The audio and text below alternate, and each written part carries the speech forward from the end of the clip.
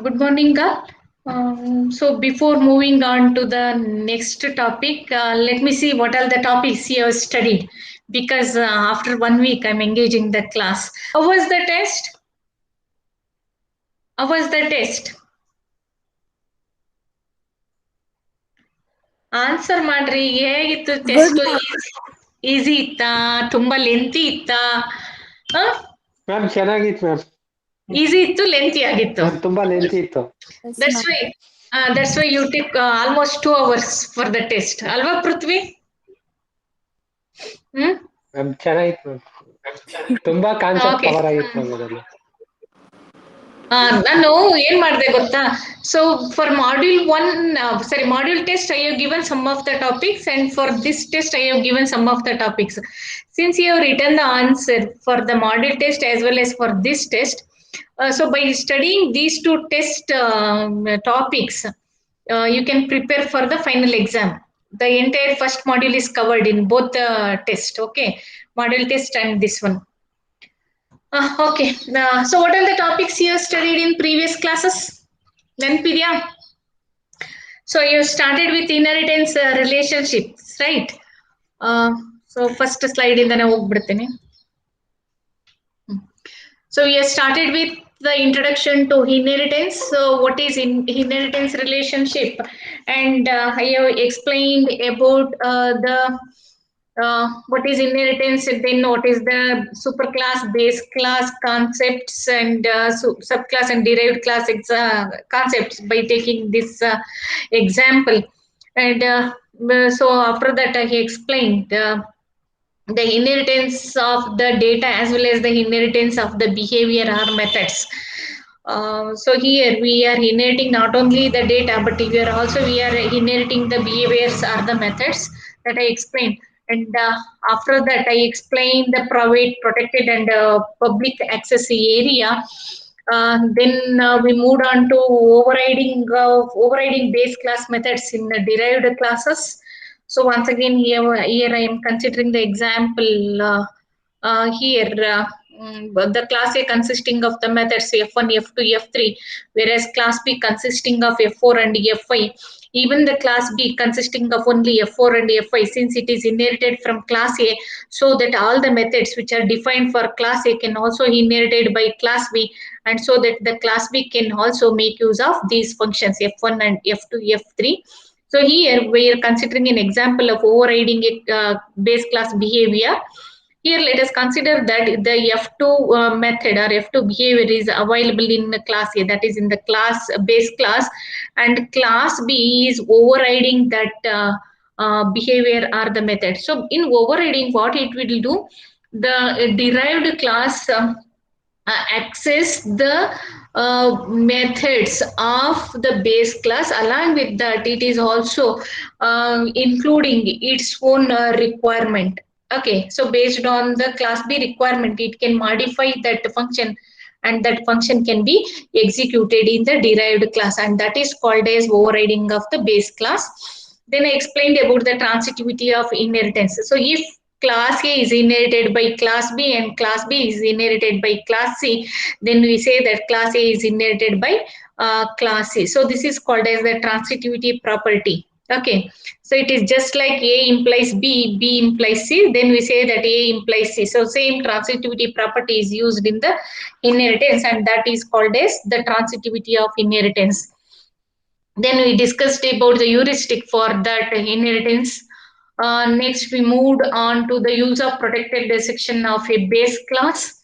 So then, so when we are deriving the classes from the base classes, then how we can make use of the protected section of a base class in the derived classes, that we discussed, and also the heuristic for that. Here we have considered that example. And next we moved on to the width and depth of inheritance hierarchies. So here we are considering the number of inheritance levels. So before that, we discussed about the number of or the levels of the levels for the containment relationship. There we fix the value as 6. Similarly, for the inheritance, normally we are considering the width of the inheritance or the depth of the inheritance. So here, once again, so for the inheritance, we are considering it for the level. It should be equal to how much? It is 7, right? More than that, if it is available, then it is very difficult to access. Why? Because the automation tools are not available, right? And hence we are minimizing, sorry, we are fixing the inheritance levels. So if automated levels are available to extract the derived classes, then we can go up to 15 levels of inheritance. But since no automated tools are available, we are fixing the inheritance to 6 to 7 levels. Here we are considering one more heuristic, 5.4 in theory. Inheritance hierarchy should be deeper the better. So means as we move down the hierarchy, then it is better to uh, extract or capture the abstractions. Then we have discussed about one more heuristic. So here, as I said, we are considering if automated tools are available, then we can go for up to 17 levels of inheritance. Since no tools are available, we are considering the levels of inheritance ranging from only 5 to 7. And after that, I discussed the private, protected, and public inheritance in C++ language. There we are considering the example. Then how? Uh, then what is the differences between the public, private, and protected inheritance with respect to C++ language by considering this diagram I explained. So these are the 4 cases I explained, right? Anything in the private section of a class can be accessed only by the implementers of the class. Then anything in the protected section of the class can only be accessed by implementers of that class or the derived class. Then anything in the public section of a class can be accessed by implementers of that class or direct users of that class. Then the 4th point says that anything in the public interface of a class can be accessed by implementers of its immediate derived class. So these points we discussed in the previous classes. Then we discussed about the real world example for the specialization by considering the by considering the starting of the new company. Then employees are taken for that company. Then if the employees are working for 6 months, then those employees are called as the full-time employee. Then we define the inheritance relationship for such employee relationship. So this is the initial one. After that, we have since we are defined the full employees, then we have created our the new design is developed by using the inheritance relationship that I explained. Then the heuristics for the design complexity and flexibility, we have the heuristic 5.6. It says that all abstract classes must be base classes. Then heuristic for 5.7, it says that all base classes should be abstract classes. Then we are considering a better inheritance hierarchy for the same employee class. But when the new employee class is defined, that can be that is treated as the irrelevant class. Why? Because no data or the methods are defined for that new employee class. Then such classes are treated to be irrelevant classes, and in the design we can avoid such irrelevant classes. And after that, we have considered the real world example for the generalization. All right. So then I also explained the difference between the specialization and the generalization. That is construction of the classes for the specialization and the generalization. In the specialization, we have started with the base classes. Then we go on creating the derived classes, right? But in the generalization, what happens? We have started with the derived classes. Then we defined the new base class for the derived classes. So that is the major difference between specialization and generalization. Okay, understood? In specialization, we have started with the base classes, but in the generalization, we have started with the derived classes. Next, explain the heuristic 5.8 that says that the factor the commonality of data, behavior, or interface as high as possible in the inheritance hierarchy. And after that, I explain the mechanism of polymorphism. What is polymorphism? Then, by considering an example of a fruit class, how the polymorphism is defined.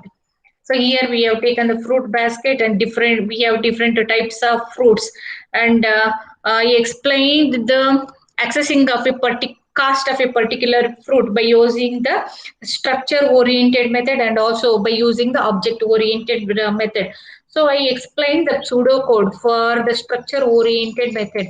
So in the structure oriented method, we are using the explicit case analysis or the nested if else if then else statements to extract the value of a particular fruit, or we extract the cost of a particular fruit. So in the structure oriented, either we will make use of the explicit case analysis or we will make use of the nested if then else statement.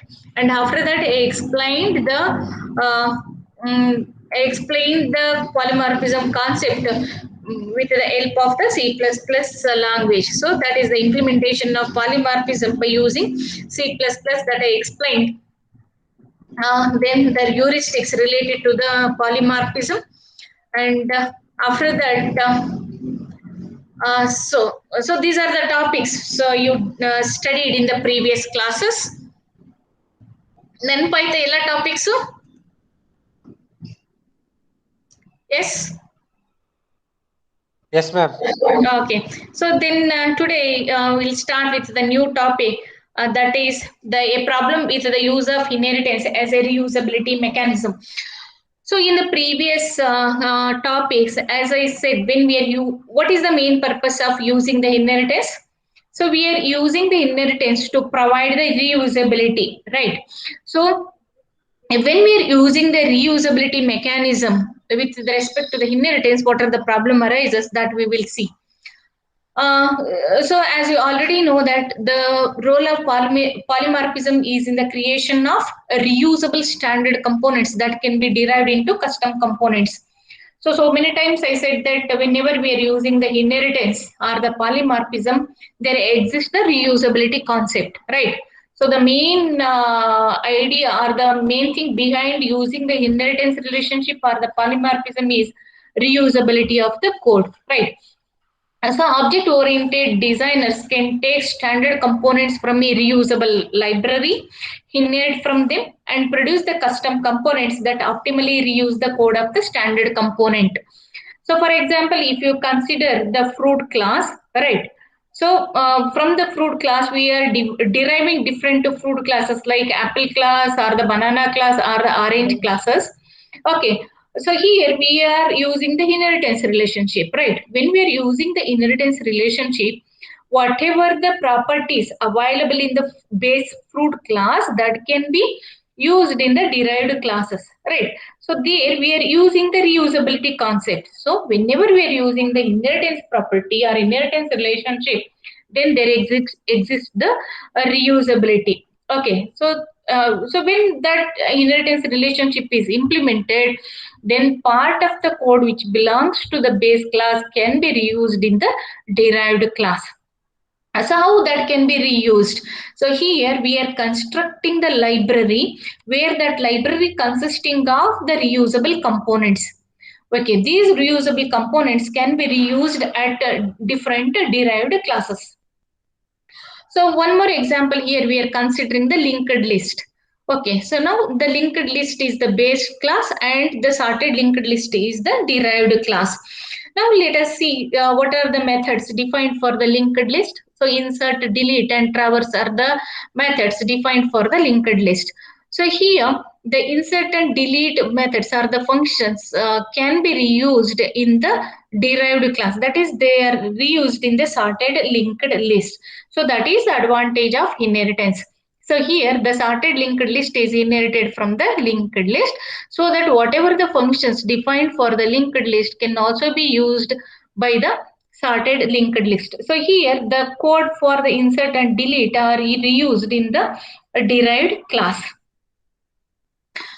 So here we are talking in terms of the library. So as I said, when we are reusing the components, these reusable components are kept in the form of a library, and those libraries can be accessed through the derived classes. So here, when we are defining a linked list class, the library is also going to have a sorted linked list class.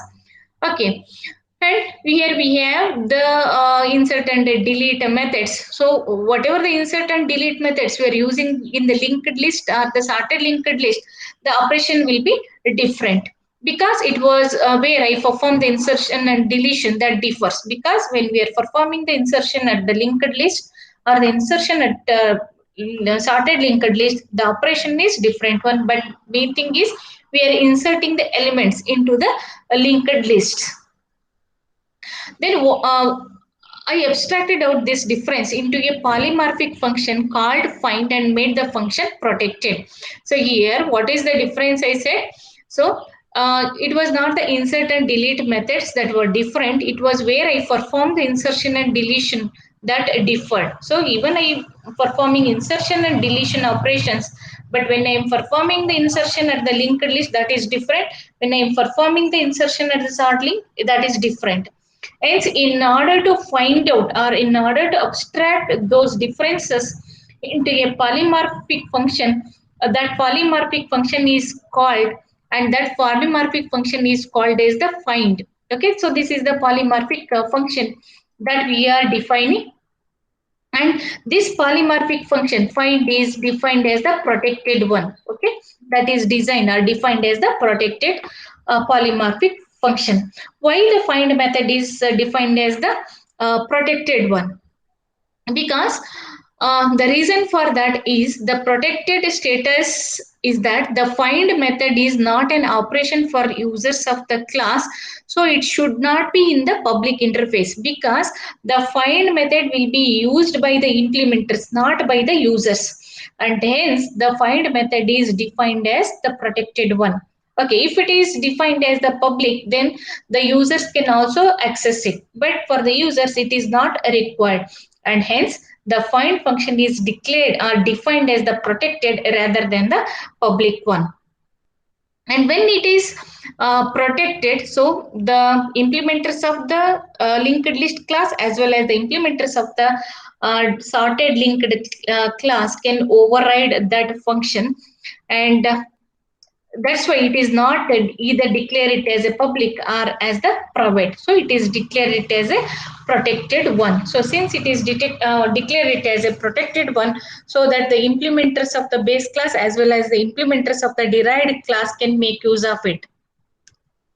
So when so let us consider this. So we have defined the relationship. Okay, so here there is a reuse of the abstractions through the inheritance. Okay, so for that we have defined one more polymorphic function called as the find. And here we are talking about reusing of the code and the abstractions.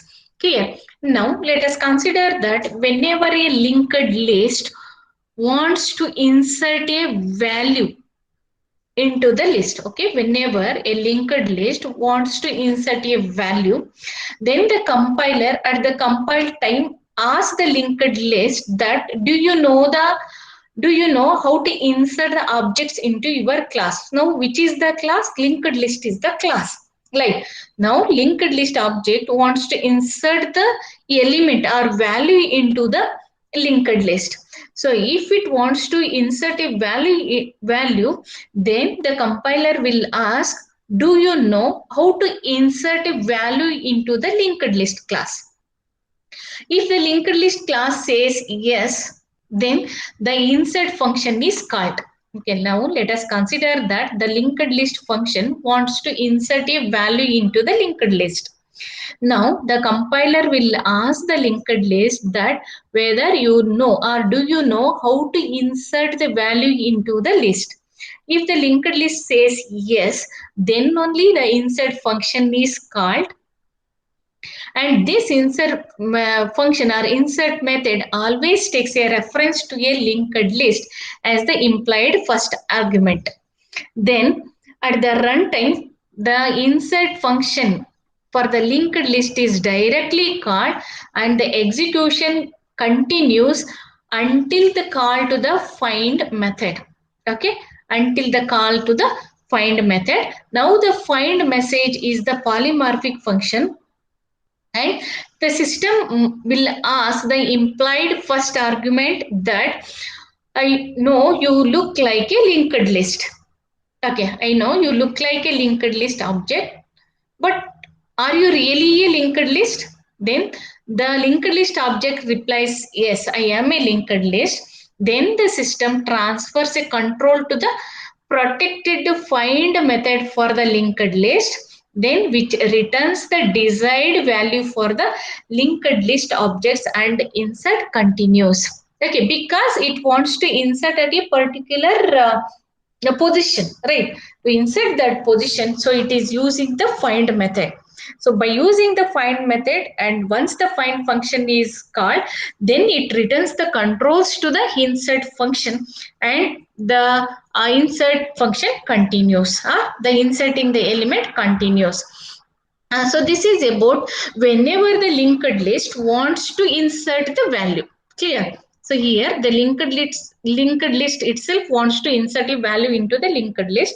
So whenever it wants to insert a value, then the compiler will ask whether or do you know how to insert a value. If the linked list says yes, then what it will do, it in the runtime the insert function is directly called and it finds the, then it means it continues, that is the execution of the insert continues until a call to the find function.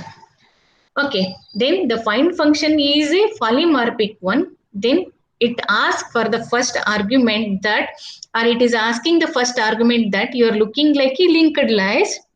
Are you really a linked list? If it is yes, then only the inserting of the value continues. Otherwise, the error message displays. Understood? Now let us consider that now the sorted linked list wants to insert a element or value into the linked list. Okay, now so this is about the link, whenever the linked list is inserting the value. Now let us consider that sorted linked list wants to insert a value into the list. Now what happens? We'll see. When a sorted linked list wishes to insert a value, then once again the compiler will ask, do you know how to insert the objects into your class? Yeah, the sorted linked list wants to insert a value, hence the compiler will ask, do you know how to insert the value? The sorted linked list says no. Why? Because there are no defined methods of insert in the sorted linked list. Hence, the sorted linked list says no. Okay, so the answer is no, because sorted linked list doesn't consisting of the insert method. Then the compiler asks, do you inherit from someone who does know how to insert it? Now the sorted link says that it doesn't know how to insert the value. Then once again the compiler will ask, do you know, do you know, or do you inherit from someone who knows how to insert it? Now the answer is yes, because see here the sorted linked list is derived from the linked list.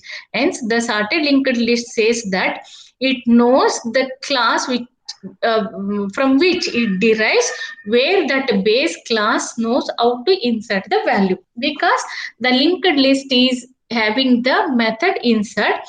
So through the insert method, the linked list can insert the element, right? So hence here the sorted linked list says the yes, that is the linked list class. Then the compiler calls the insert function for the linked list. So now the control will moves to the linked list. Then the compiler will calls the insert function of the linked list. So how? Through the inheritance property. Clear? Now at the runtime, the insert for linked list method is directly called and the execution continues until the call to the find method. So the other steps are same as the linked list one. Now the find message is polymorphic. So the system must ask the implied first argument that I know you look like a linked list object, but what are really? Then the sorted link says that I am a sorted linked list object masquerading as a linked list. Then the system transfers the control to the protected find method for the sorted linked list, which turns a result from different from the find method of linked list and insert continues. So this is about the whenever the sorted linked list wants to insert the element. So whenever the sorted linked list wants to insert the element, it cannot insert directly. Why? Because no insert method is defined for this. Hence, it calls the linked list insert function, and this insert function will act or will be executed, and the it then it transfers the controls to the polymorphic find function, which is defined for the sorted linked list. After that, the function insert or the insertion of the element continues. Okay, but if it is in the direct linked list, then insertion directly continues. But for the sorted linked list, so first the control will move to the linked list insert function. From there, the insertion of the value continues. So this is about optimizing the reuse code. See here, the sorted linked list reuses the code insert which is defined for the linked list. So in this way, we are using the codes with the help of the inheritance relationship. Now, let us consider that what are the problems with the reuse of the standard components. So here, consider the design. Here, consider this design. Here we have the linked list and we have the sorted linked list. Now we'll consider one more design. Here, linked list is there. Two more subclasses are derived from the linked list. One is the sorted linked list and second one is the linked ring. So here, when we are using the inheritance relationship and reusing of the standard components, then what are the problem arises? That we'll see here. Here, we are considering the linked list as the standard component, and a custom component called as the sorted linked list is created with optimal code reusability. Optimal code reusability means whatever the code defined for the linked list or written for the linked list with respect to the insert delete functions, same code will be reused in the sorted linked list. Hence, here we are considering the linked list as the standard component. Then we have created a custom component called as the sorted linked list with the optimal code reusability. And if this is the case, then we can sell the library as the collection of class definitions. Class definitions are nothing but the header files. Okay, so we are selling the library as a collection of the header files and the object code consisting of the compiled class method. Right now, the whenever the code of the standard component is to be customized, then what we will consider? We'll consider the standard components. Okay, customizers of the standard components need not know the implementation of the base classes in order to customize them. Right. So suppose here we are considering the standard components as the linked list as the standard components. Whenever we want to customize it, no need of implementation details, or implementation details are not required. Simply we can customize them. Now let us consider that when one more class is created, or one more class is derived from the linked list called as the linked ring. Okay, linked ring is added to the class library.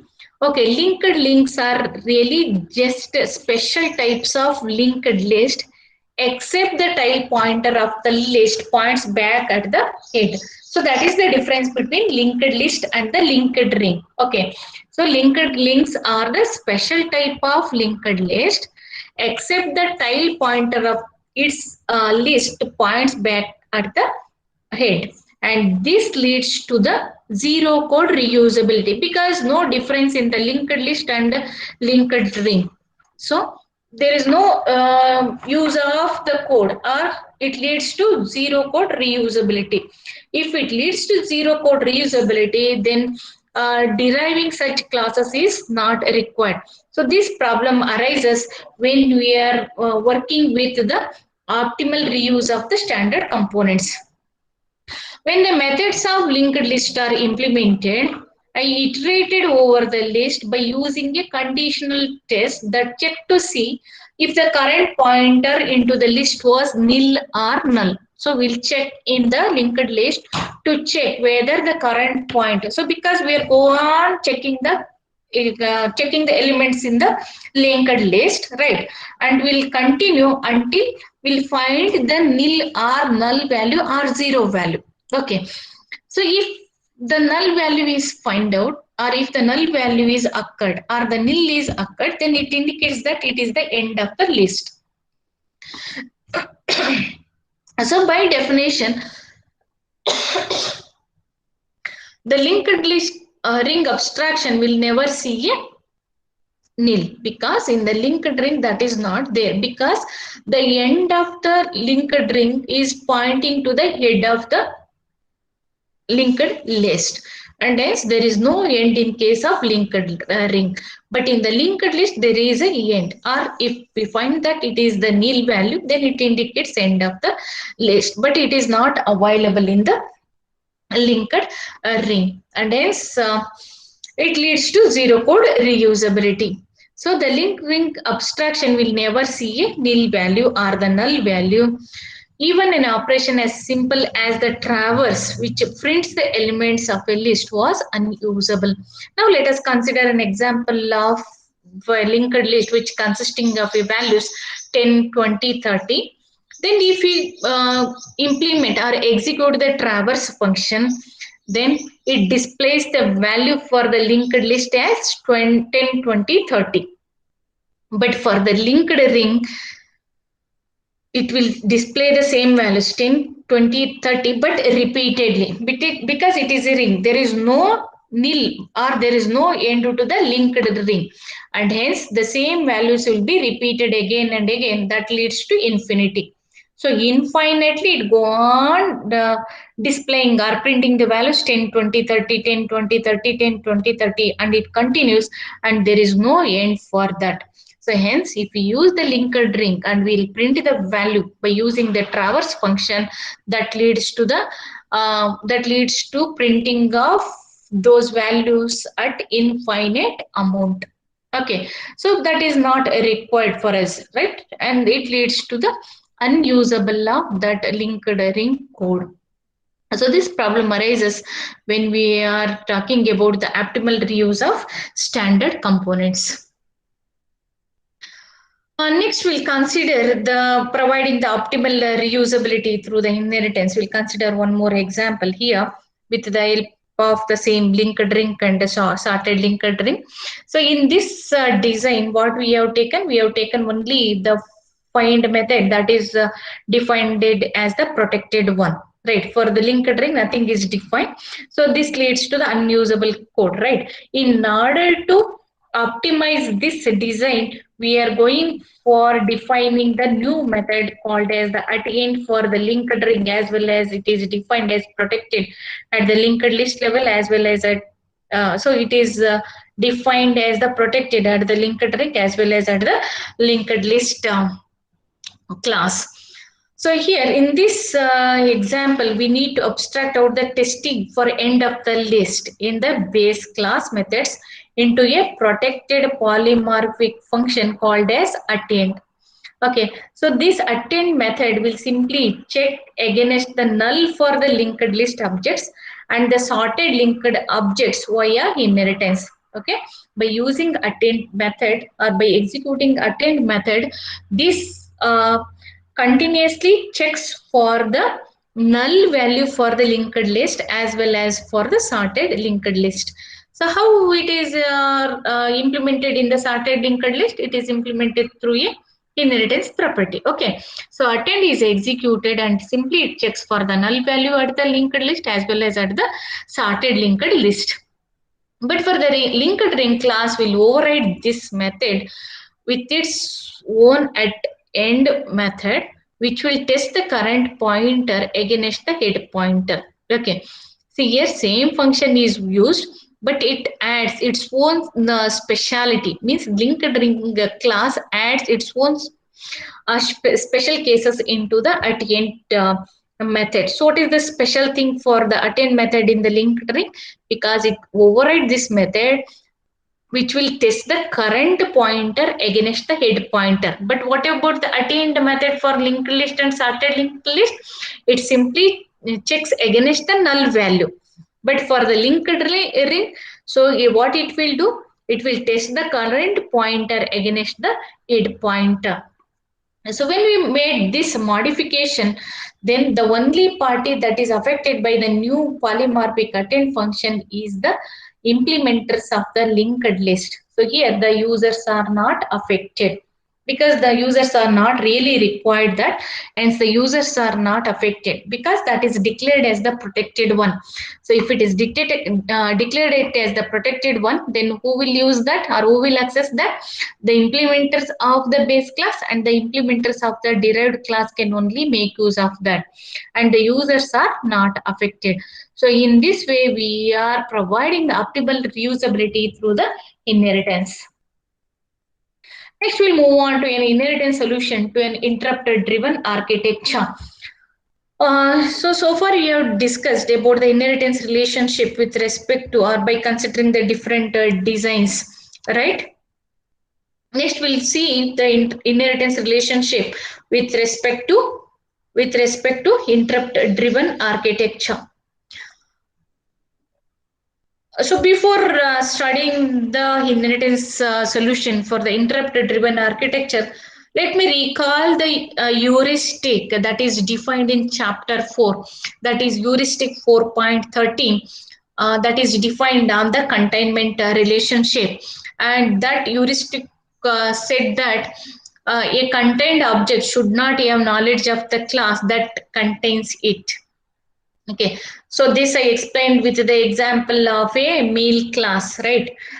So there we have considered the containment relationship and how the meal class is containing other types of objects that I explained there, right? So here the heuristic 4.13 says that a contained object should not have knowledge of the class that contains it, and this heuristic is important if a designer wishes to reuse his or her abstractions. And if the contained object knows its containing class, then it cannot be reused in the domain that doesn't have the container and everything else is contained. So if we follow this heuristic, then it becomes a problem when dealing with interrupted driven devices. So we'll consider this heuristic and what happens. We'll consider one example of a ATM machine. So this example I also explained in the previous chapter, right? ATM machine where we are considering the card reader. If it is a contained relationship, what happens?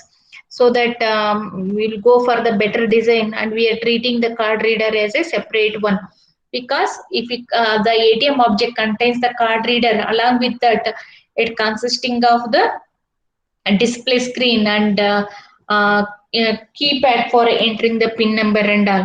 If all the things are merged, then we cannot make use of the card, or the reusability of the card reader does not exist. In order to reuse the card reader, we'll go for the alternate design that I explained in the previous chapter itself. Once again, we'll consider the same ATM with the card reader problem. Here we are considering the ATM that contains a card reader. See, this is the ATM that contains the card reader. A use case of this system says that the user puts a card in the card reader which activates the ATM. Means whenever you are going into the ATM to withdraw the money or to check the balance and so to do that, first what is the first step you have to do? You have to insert the card into the card reader. Okay. After that, it activates and verifies your credentials. If it is correct, then it continues. Otherwise, it displays the error message, right? Same thing we are considering here. And if we follow this as design, that is the ATM consisting of the card reader, whenever the card is inserted into the card reader, then it activates. So if you follow this design, what happens? Uh, the problem with this design is that card reader cannot be reused outside the domain of the ATM. Means we only for an ATM machine we can make use of the card reader, and this card reader cannot be used at the door of the ATM machine. Okay, so it cannot be reused. So we need to avoid such a design so that the card reader can be reused. So in order to solve this problem, we will build a new class called security door, which contains a card reader. But in this design, it will not be allowed because the ATM is here we are used the containment relationship where the ATM contains the card reader, and this cannot be reused at the security door. And if you want to modify it, here it is not possible. Hence we have to go for the new design so that we can make use of the, or we can reuse the card reader. And in order to reuse the card reader, we are going for the alternate design. In the alternate design, we are making use of the inheritance relationship. See here, we'll use the inheritance relationship to generalize the ATM to some device. And here it uses the inheritance relationship, and it says that ATM is a special type of device. So here we are considering the ATM as a device, not as the containment class. Understood? So we are using the ATM as a device, and it uses the containment relationship to state that card readers are contained in some device, not necessarily an ATM. Means here see the difference between between this design and this design. See here, in this design, ATM itself is considered as the contained class, and it consisting of the card reader. Okay, there here we cannot reuse the card reader. Hence, we'll go for the alternative design. In the alternate design, we are considering the ATM as a device, not as the contained class. So here we'll use the containment relationship, and the containment relationship says that the card readers are contained in some device, but not necessarily an ATM. So the card reader can be present in the ATM, or it may be present in the security door. Okay, not necessarily the ATM.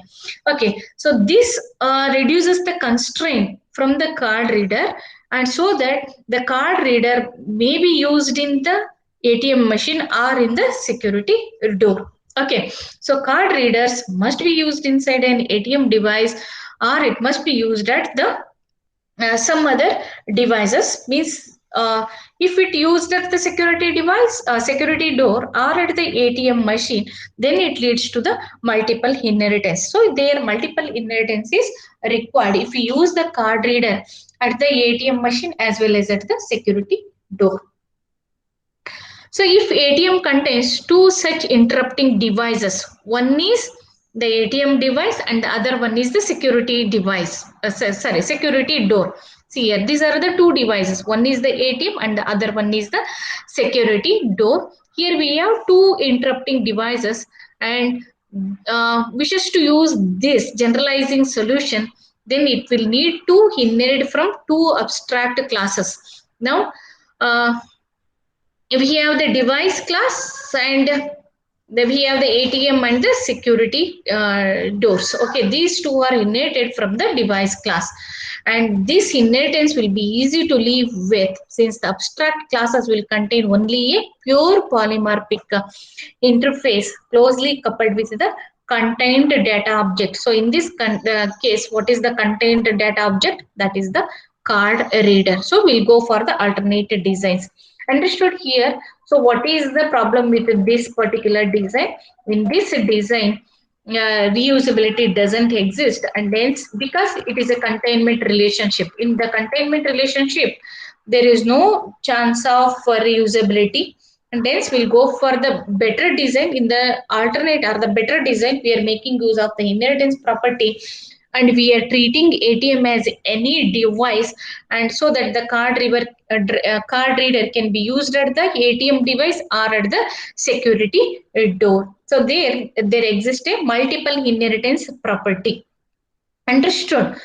So in this case, here the ATM and the security door are the two interrupting devices, and they need to use the inheritance property so that they are inheriting from the abstract classes. And even better design we are going for. In this design, we are removing all the constraints, and this design allows any object or class to ask the card reader if it has a card. Okay, so this is a better solution to the ATM problem. So this removes all the constraints, and this design allows any object or the class to ask the card reader that if it has a card. So if the card reader has a card, then the client object can react any way it likes. Okay. And this design offers the needed flexibility when dealing with the containment hierarchy. So it is the better solution when compared with the previous one. So this is about the inheritance relationship with respect to interrupt driven architecture. Next, we'll move on to the inheritance hierarchies versus attributes. So when we are talking about the inheritance relationship and the attributes, we'll see the problem, right? And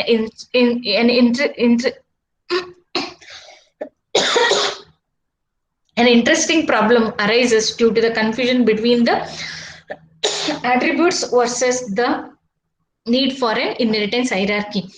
We'll see the inheritance relationship and the attributes. So here, a design philosophy was given by Wiener, Wilkerson, and Wurzbrook, and they says that nouns are good candidates for classes and objects, verbs are good candidates for operations, and these classes and objects and adjectives tend to single inheritance. This is defined by the Wiener, Wilkerson, and Wurzbrook, and they are included in the parts of speech associated with the English description of the system as a requirement specification. So they states that nouns are good candidates for classes and objects, verbs are good candidates for operations on these classes and objects, and adjectives tends to single inheritance. So when it is a noun, we can clearly say that they are related to classes and objects. When they are verbs, they are related to the operations, and when they are adjectives, then that leads to the single inheritance. Let us consider the example of a ball.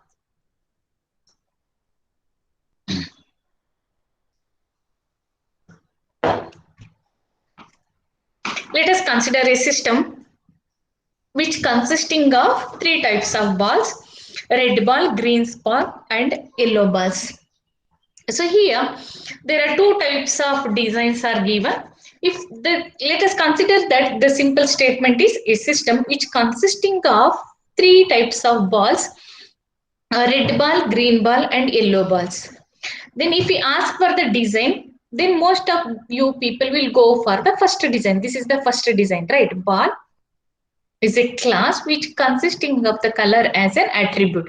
The color gives the type color of a ball. So if the color is red, then it leads to red ball, or if the color is green, then it leads to green ball. If the color is yellow, then it leads to yellow ball. So the simple statement is a system. There exist balls, red ball, green ball, and yellow ball. So for this we have this design. Okay, color bar is the class which consisting of color as an attribute. Now, as the requirement changes, now the new requirement specification says that a domain in which red balls bounce twice as green balls and yellow balls do not bounce at all. So no bounce for the yellow ball, but red balls bounce twice as the green balls. Then can we go for the same design ball color? No, right. This design will not hold good. Why? Because the requirement specification has changed. Here we have considered only the color of the ball. In the first design, based on the color, we'll say that it's a red, green or yellow ball. But as the requirement specification changes, what is the requirement specification now? The yellow ball is not bouncing, whereas the red ball is bouncing as twice. That is red ball is bouncing twice as high as the green ball. So if the green ball bounce once, then the red ball bounce twice. That is the requirement specification. Then can we go for the same previous design? No, we cannot. Right. So then we have to go for other alternate designs by using the inheritance relationship. See, this is one design that is given. So along with that, one more requirement specification is given. If you eat a red ball, you die. A yellow ball makes you sick, and a green ball makes you stronger. Right. So here, along with along with one specification, that is red ball bounce twice as the green ball. Then yellow balls do not bounce at all. Along with this requirement specification, one more specification is given. What is that specification says? If uh, if you eat a red ball, you die. If you eat a yellow ball, it makes you sick. If you eat green ball, then it makes you stronger. Now one more requirement specification is added. Then for these two requirement specifications, we will go for other design so that it satisfies the new requirement specifications. So in this, we are creating the derived classes, or the derived classes we obtained from the base class. Then base class only consisting of the basic definitions, and based on the new requirement specifications, new derived classes are created. Red class, green class and yellow class. And each class is having its own specification based on the bouncing and the quality. If the red ball is, if you eat the red ball, you die. Right? That's why it is declared as a different class. Now, the deciding question is, does the value of the attribute affect the behavior of the class? Does the value of the attribute affect the behavior of the class? If the answer is yes, then most of the time we want the inheritance. Because here, see, the behavior is what? The color, it's okay. Only one red ball or green ball, yellow ball. But the value of the attribute, it maybe differs, right? If it changes, then it affects the behavior of the ball class.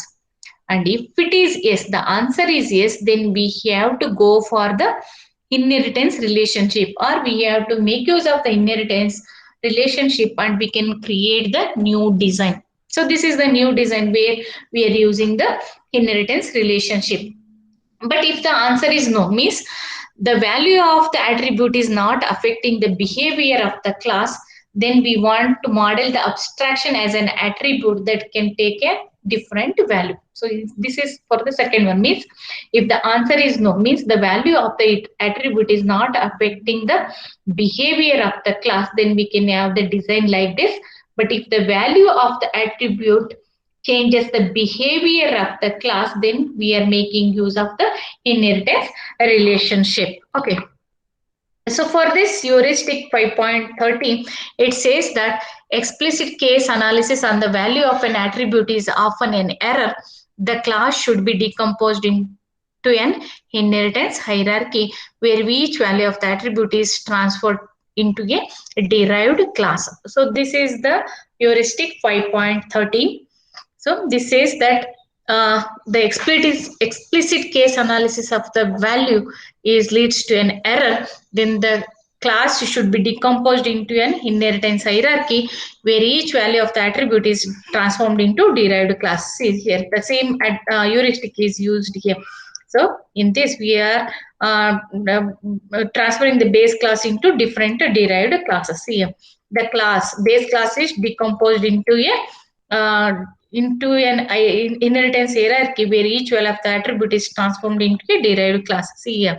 So from the base class ball, we are decomposed into red ball, green ball, and yellow ball derived classes. This is about the heuristic 5.13, and this completes the topic of the need for inheritance versus the inheritance hierarchies versus attributes. In the next class, we'll see the confusion of need for inheritance versus an object dynamic semantics. So today I explained about the problem with the reusability. That is the problem with the use of inheritance in a reusability mechanism. This is one, right? The problem with the use of inheritance as a reusability mechanism. Then I explained about inheritance solution to an interrupt-driven architecture by considering the example of ATM machine and the card reader. Then I explained about inheritance hierarchies versus attributes. So any doubt in this class or in these topics that I explained? Any doubts? No, ma'am. Okay. If no doubt, I'll conclude my class. All of you updated the vaccination status in JAMS? Yes, ma'am. Yes, ma'am. Yes, ma'am. Okay, I think all of you got first dose vaccination. Yes? No, ma'am. ಎಲ್ರು ಇನ್ನು ಎಷ್ಟು ಜನ ಮಾಡಿಸ್ಕೊಂಡಿದ್ದೀರಾ? ಇಂಪನ್ನಂದಾಗಿದೆ, ಸುದೀಪ್ದಾಗಿದೆ, ಮತ್ತೆ ಉಳಿದವ್ರದ್ದು? ಪ್ರಣತಿ ನಿಮ್ದಾಯ್ತಾ? ಆಯ್ತು ma'am. Okay, next ಉಳಿದವರು ಇನ್ನು 5 ಜನ. Shilpa, Niharika? Ma'am ಇವತ್ತಿದೆ ನಂದು. ಹೌದಾ? ಓಕೆ, ಸಾರ್ ಅಂತಾರೆ. ಶಿಲ್ಪಾ? ರಿಜಿಸ್ಟರ್ ಮಾಡಿಸಿದ್ದೀರಾ ನೀವು ವ್ಯಾಕ್ಸಿನೇಷನ್ಗೆ? ಇಲ್ಲ. Whether you vaccinate? ಇಲ್ಲ, ಮಾಡಿಸ್ಕೊಳ್ಳಿ ಬೇಗ. ಯಾಕಂದ್ರೆ next month they are planning to start the offline classes. For that they are collecting the vaccination status information. This is required for the VTU. That's why are collecting the information. ಎಲ್ಲ update ಮಾಡ್ಕೊಳ್ಳಿ, ಬೇಗ vaccination ಮಾಡಿಸ್ಕೊಂಡ್ಬಿಡಿ, first dose ಆದ್ರೆ at least. Okay ma'am. Okay ma'am. Okay, I'll conclude my class and we'll meet on Monday. Okay? Okay, ma'am. Okay. Okay ma'am.